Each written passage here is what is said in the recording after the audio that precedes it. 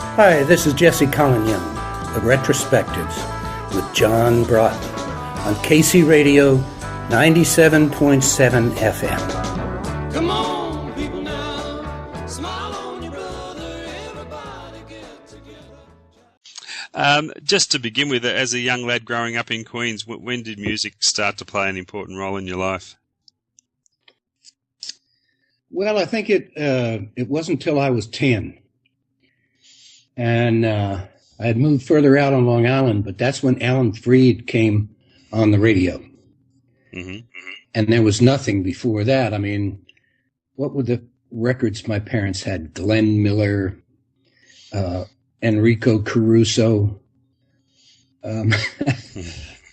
So there was no radio. And boy, at 10, Freed came on the radio, and a fellow named Symphony Sid came on the station out of Harlem. And those were those were real doo-wop stations in the beginning. You know what I mean? This was, 2 years before Little Richard and Fats Domino and those artists, those crossover artists came through. This was strictly, yeah. But before long, you developed a love for the blues. Well, who were some of the first blues greats that first struck a chord with you? John Lee Hooker. And before him, T-Bone Walker. I found a record of, I don't know whether I was really aware of the blues, but I was at Ohio State University, which is in Columbus, Ohio, and just in the midst of the heartland. And I was living behind a record store.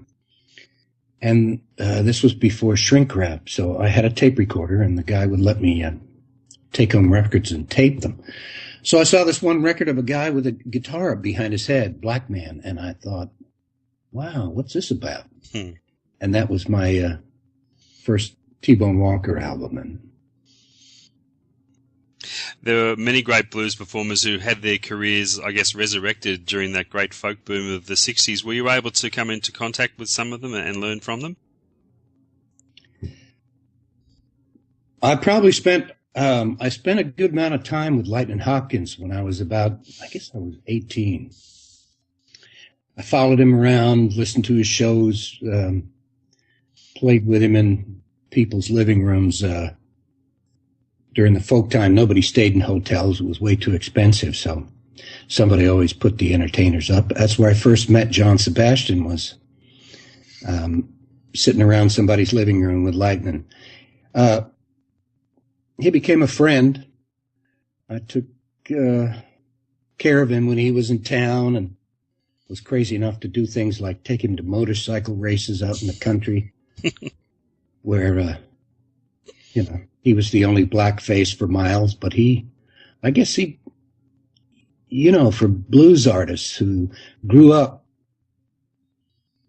playing in a segregated society, this, having audiences full of young white kids must have been, college kids who, and those of us who were interested in folk music must have been a complete turnaround. So maybe the motorcycle races weren't as much of a shock, but he did wear a suit. It was a Sunday, and Lightnin' had a blue, and I was wondering why he was wearing a suit, and I thought, oh, it's Sunday. So it got a little dusty. It was a dirt race. You did record a couple of solo records before the Youngbloods. What were the series of events that led you to the formation of that band? Well, I started my first record when I was 19. I had a connection through my brother-in-law, and I'd been writing music for 4 or 5 years. And someone sent me to Bobby Scott. And Bobby Scott was a pianist working for Bobby Darin, and he loved my music and said, we're going to record this. And he kept trying to get permission from Darin to do it. And he finally just decided to do it himself. So we went into a studio, and 4 hours later we had a record. I just remastered it recently. It's called Soul of a City Boy, and it's been out of print for decades. But it's an amazing piece of work. Just right off the cuff, 4 hours, and Bobby mixed it that night because it was completely solo. So I think it cost $240 in studio time or something like that. Were you specifically looking to put the solo career aside and get yourself into a band-type situation with Youngbloods? Not really. I think it just happened. I stayed with a fellow folk singer named Jerry Corbett when I went to Cambridge. And really, Cambridge, this is Cambridge, Massachusetts, was really the center of the folk scene on the eastern seaboard. And we just began picking in the afternoons, and he had a baritone voice and I had a tenor voice, so we'd fool around and sing Everly Brothers songs. And he started coming down to my gigs. He was a harmonica player too, so he'd play some 12-string and harmonica, and we just kind of worked our way into a band from that duo. And it was really, I don't know, we just made the decision one day we should get some pickups, and I think the Beatles had just come out, and it was that music to musicians was very exciting. Perhaps not lyrically, maybe too simplistic for us being folk singers who were interested in a little more, but the energy, just, I think both of us had bands when we were in high school, and we said, hey, we ought to do this again, fuck folk music. Maybe. Mm-hmm. Do you remember the first time you heard the song Get Together, and could you see that it had anthem-like qualities right away? No, not really. I just fell in love with it. I heard it at an open mic at the Cafe A Go-Go on Bleecker Street. The Youngbloods were rehearsing there, and I went by. It was a Monday night or something like that, and I thought it might be empty and that I could call the guys and we could rehearse. And instead there was an open mic, and I walked in, and the only thing I remember is hearing a fellow named Buzz Linhart sing Get Together. And I went backstage and said, I need the lyrics. It's a beautiful song. And he gave them to me. I took it into rehearsal the next day. It came out on the Youngbloods' first album, but being a 4.5-minute song in those days, there was no chance that it would get any airplay. And it was really it wasn't until 2 years later, when it was re-released, that it became a hit. And by that time, 1969, the country had turned, I think, against the Vietnam War, and thought that it was probably time to get our guys out of there before we lost any more. So Get Together was right there as an anthem for peace.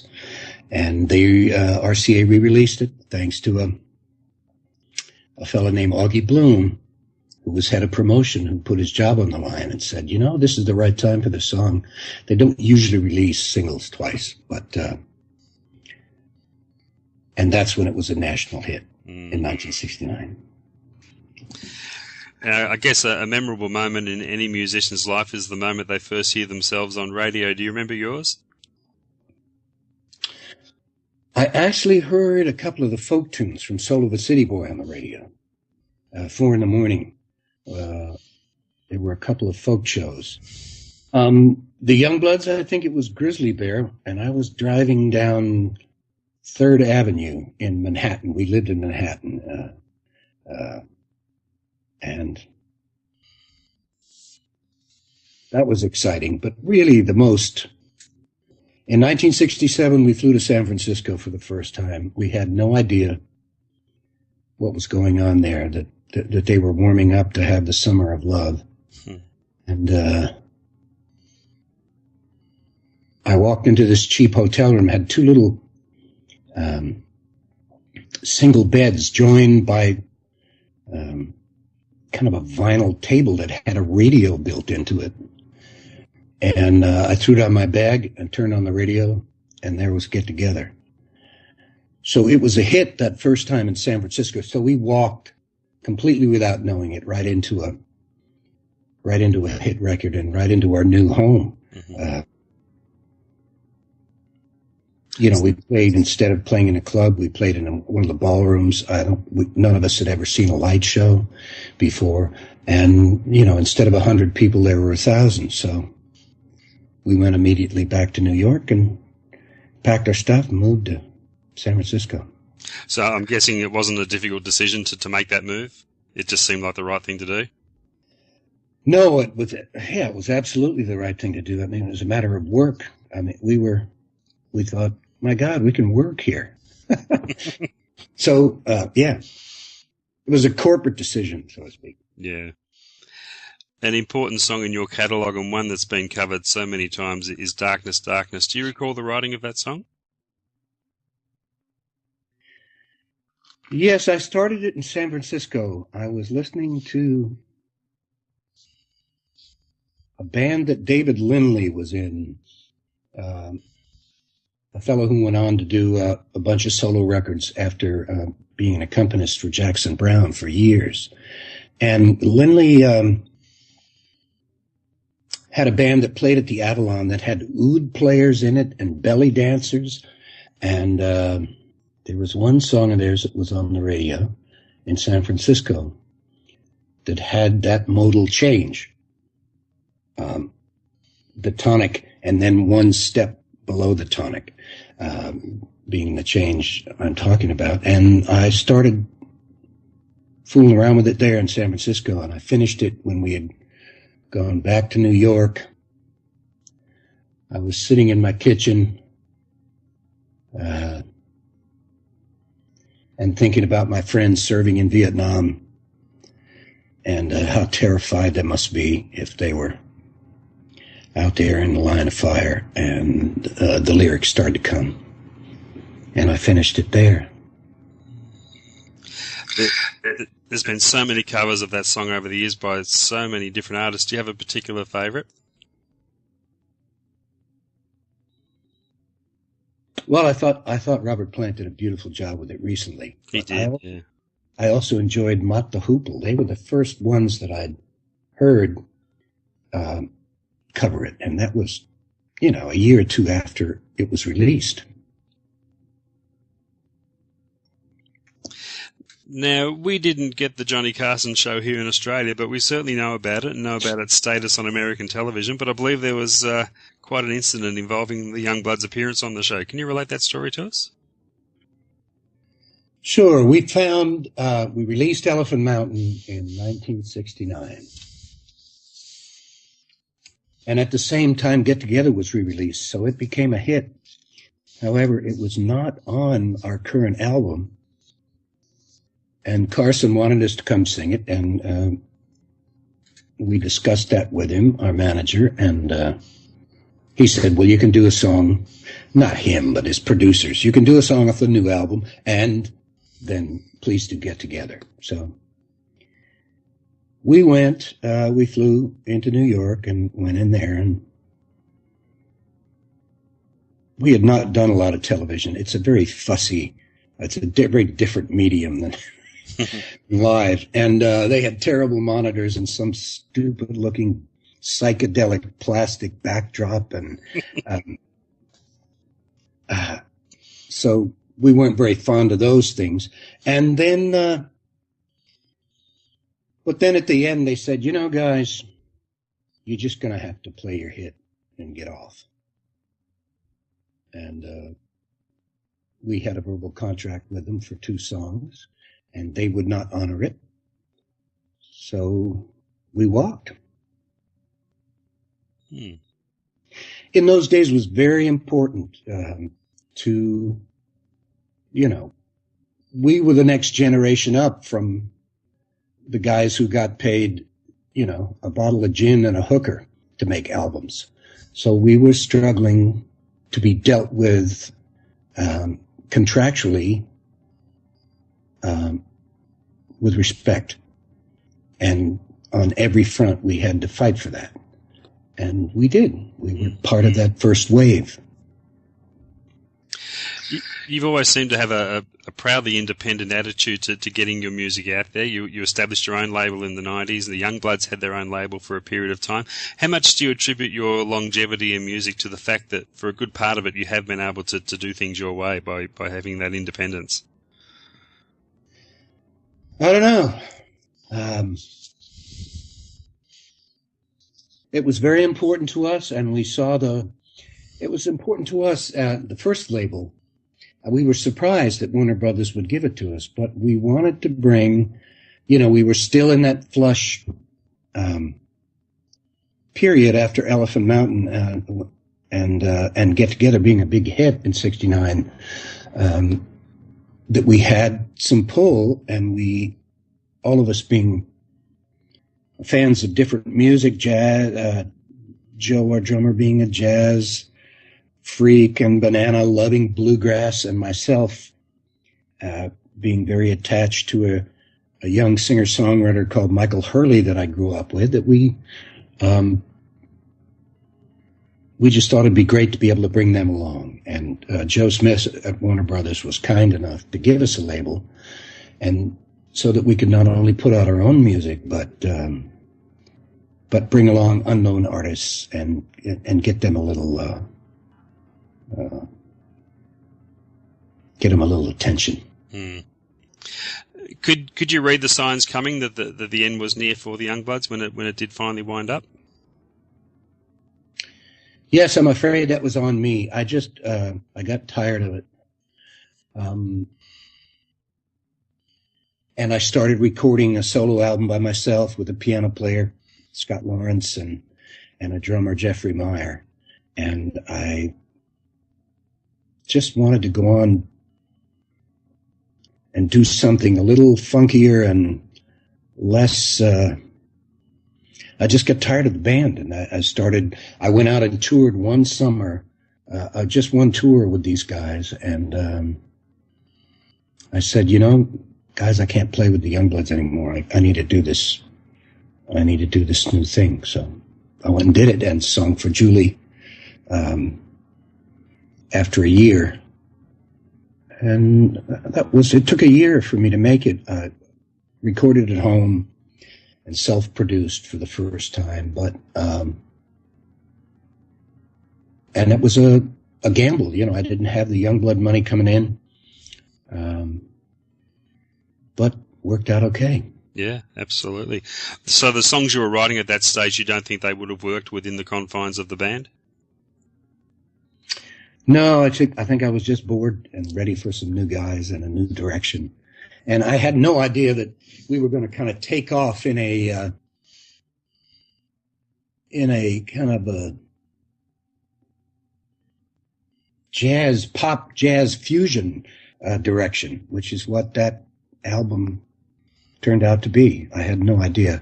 It was just by chance that my piano player introduced me to this wonderful horn player who played alto, tenor, flute, clarinet. It was into traditional jazz as I was into ragtime. And I always listened to jazz. As a matter of fact, to the exclusion of pop music. I was always listening to Miles Davis and Coltrane, and here came this brilliant horn player into my life, and so we just decided, to go in that direction, and it was a wonderful, wonderful adventure. Through the years, do you think your procedure, your method of songwriting has changed much? The way you actually go about it? No, I think I'm always waiting for inspiration. I mean, that's perhaps why things have slowed down. As I've gotten older, as far as writing, I don't feel the pressure to write, and I'm probably, I think I've been at child rearing now for 40 some years, and I think that might slow you down a little bit. As far as having all these intense, you spend a lot more time at home, a lot more time getting up with the kids, getting them to school. Yeah. And this two families I've been through, and I still wait for inspiration. 2 years ago or 2.5 years ago, I was just livid with the idea of soldiers dying in Iraq. And I read this incredible New York Times article about murder in the Sunday Times, and I always take the New York Times wherever I am, about veterans who've come out and been involved in murders, about 112 of them since the start of the war there, and that was only a year and a half, 2 years into it. And I was touched by the story of this young man and who came out, and they just cut him loose, and he was obviously terrified, could go nowhere unarmed. I mean, and nobody knew this until he lived in a bad neighborhood, and some gangbangers fired on him, and he fired back and killed them both. And is now serving 20 years in jail. And I thought, good Lord, this guy was 19, went in when he was 16. His mother signed so he could go in that young. And I was horrified that I wasn't surprised, really. I was just horrified that the Veterans Administration would just turn him loose to fend for himself after, and couldn't realize that he was traumatized. And I just wanted all the soldiers home. I wrote "Bring 'Em Home," and I wrote a tune called "Election Time" when before the Barack Obama election. Just not really for him, but it's always been important to me that I know that big money and thrives on apathy, and democracy only partially works when people are interested, and especially people come out and vote. So it was just an encouragement, like, go for McCain. What did I call him? I forget. But and Barack's on the other side, very slick outfit from Chicago. And I said, whatever you choose, come on. It's a crime not to vote. Vote. Come on, vote. So those are the last two. I've written some love songs for my wife, and I was working on those earlier. I'm in the studio at home right now. We have a place in Hawaii and a lot of beautiful sunsets and swimming, but no political stuff in the last couple of years. Mm-hmm. Has come out of me, yeah. Yeah. Tell us about your involvement with No Nukes and looking back what you consider to be the major achievement of the movement. I think we brought the American nuclear power movement to a standstill. It started out, I think, with Jackson Brown, doing benefits together to save the redwoods. And this fellow named Tom Campbell put these benefits together. And there was always money. At his benefits, there would always be money left over for the cause. He was able to raise money, and the benefits were always full. So I was laying in bed one night with my young children, and these renegade scientists from the nuclear industry were on public television and talking about the half-life of plutonium and how dangerous nuclear waste was. And I was not aware of it, and it just, I said, I got to do something about this, and I called Tom Campbell, who had given up show business and moved to New Mexico and was living out in the sticks somewhere, and I told him about it, and I gave him some of the information I'd garnered, and he came back to Los Angeles and started organizing, and we did the first No Nukes concert at Cuesta College, which is down by San Luis Obispo. I can't remember the years. That's 77, 76, with David Bromberg at Cuesta Community College or something there, right there.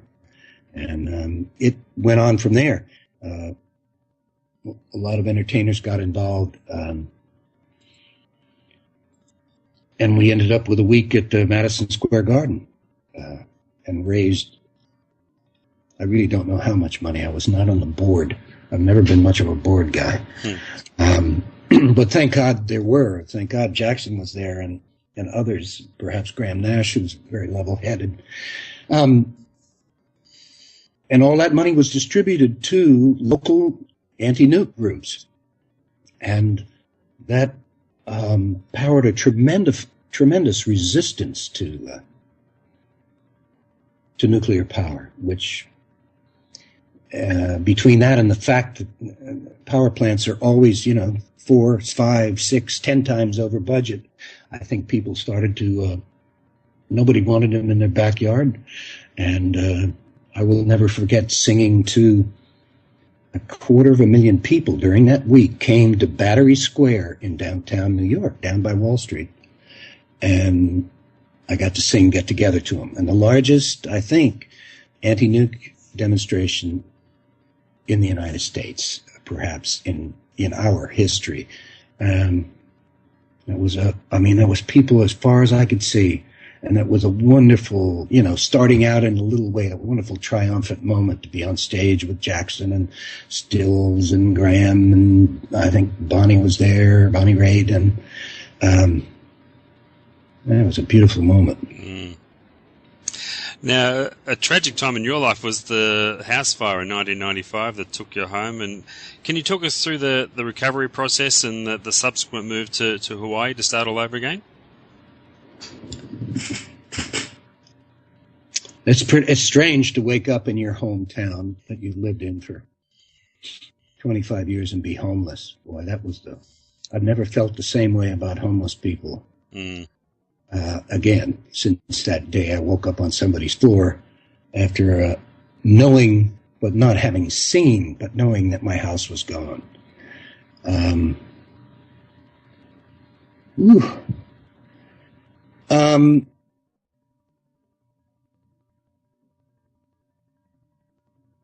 We had a little house in Hawaii, and which Connie had bought and gave to us as a couple at our wedding. And we had honeymooned there. It was a small little farm. And we went over there to heal. We didn't have, we had nothing. We had to go to go to stores and buy clothes and get a couple backpacks and suitcases. And we lit out for Hawaii, and